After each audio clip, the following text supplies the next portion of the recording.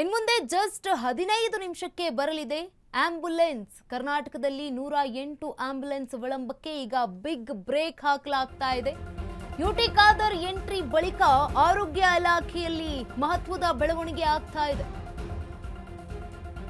ಕರ್ನಾಟಕದಲ್ಲಿ 108 ambulance ವಿಳಂಬಕ್ಕೆ big break ಹಾಕಲಾಗ್ತಾ ಇದೆ. UT Khader entry ಬಳಿಕ ಆರೋಗ್ಯ ಇಲಾಖೆಯ ಮಹತ್ವದ ಹೆಜ್ಜೆ ಇದು. ಚಾಲಕರಿಗೆ ಸಮಯದ ನಿಗದಿ ತಪ್ಪಿದ್ರೆ ಬೀಳುತ್ತೆ 5,000 ದಂಡ. ಆಂಬ್ಯುಲೆನ್ಸ್ ಸೇವೆ ವಿಳಂಬದಿಂದ ಸಾವು ತಡೆಯಲು ಈ ಒಂದು ಕ್ರಮಕ್ಕೆ ಮುಂದಾಗಿರುವಂತದ್ದು. ಕರೆ ಮಾಡಿದ 15 ನಿಮಿಷದ ಒಳಗೆ ಆಂಬ್ಯುಲೆನ್ಸ್ ಬರಲೇಬೇಕು. 15 ನಿಮಿಷದ ಒಳಗೆ ತಲುಪದಿದ್ರೆ ಚಾಲಕನಿಗೆ 5,000 ಫೈನ್ ಬೀಳುತ್ತೆ.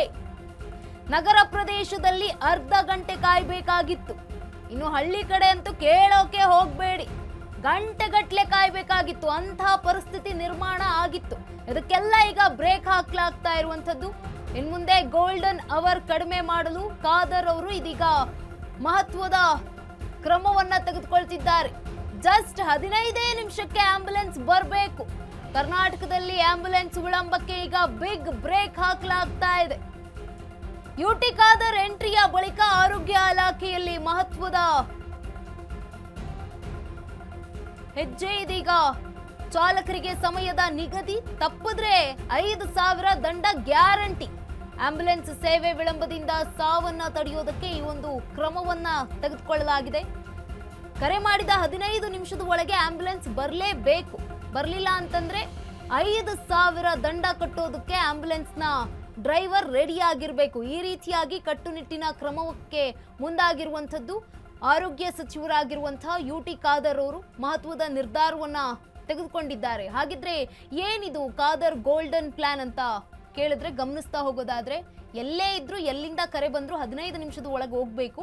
ಅತ್ಯಾಧುನಿಕ ತಂತ್ರಜ್ಞಾನದೊಂದಿಗೆ ಕಂಟ್ರೋಲ್ ರೂಮ್ ಅನ್ನ ಕೂಡ ಸ್ಥಾಪನೆ ಮಾಡಿದೆ. ಇದರಿಂದ ಕರೆ ಮಾಡಿದವರನ್ನ ಪತ್ತೆ ಹಚ್ಚುವುದು ತುಂಬಾನೇ ಸುಲಭ. ಹಳೆಯ ಮತ್ತೆ ಪದೇ ಪದೇ ಕೆಟ್ಟು ನಿಲ್ಲುವಂತಹ ಆಂಬ್ಯುಲೆನ್ಸ್ಗಳಿಗೆ ಈಗ ಬ್ರೇಕ್ ಹಾಕಲಾಗಿದೆ. ಸುಸಜ್ಜಿತವಾದ ಹೊಸ ಲೈಫ್ ಸಪೋರ್ಟ್ ಆಂಬ್ಯುಲೆನ್ಸ್ಗೆ ಈಗ ಸಿಕ್ಕಿರುವಂಥದ್ದು. ಆಂಬ್ಯುಲೆನ್ಸ್ ಎಲ್ಲಿದೆ, ಎಷ್ಟೊತ್ತಿಗೆ ಬರುತ್ತೆ ಅಂತ ಮಾಹಿತಿ ಕೂಡ ಸಿಗುತ್ತೆ.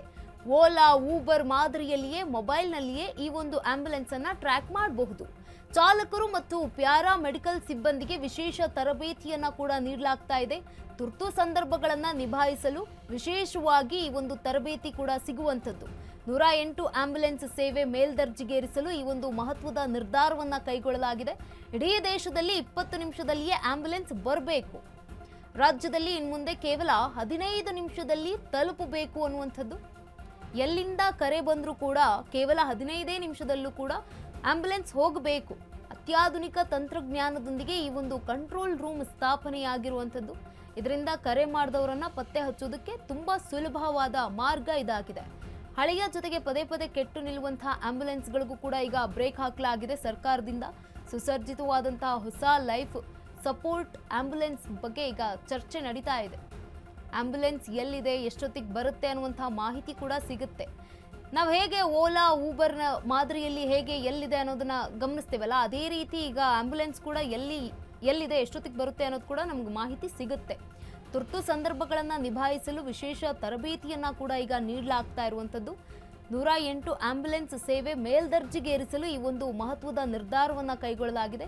ಇಡೀ ದೇಶದಲ್ಲಿ 20 ನಿಮಿಷದಲ್ಲಿ ಆಂಬ್ಯುಲೆನ್ಸ್ ಬರಬೇಕು. 20 ನಿಮಿಷ ಅಂತ ಇದೆ, ಆದರೆ ನಮ್ಮ ರಾಜ್ಯದಲ್ಲಿ ಇನ್ನು ಮುಂದೆ ಕೇವಲ 15 ನಿಮಿಷದಲ್ಲಿ ತಲುಪಬೇಕು ಅನ್ನುವಂಥದ್ದು.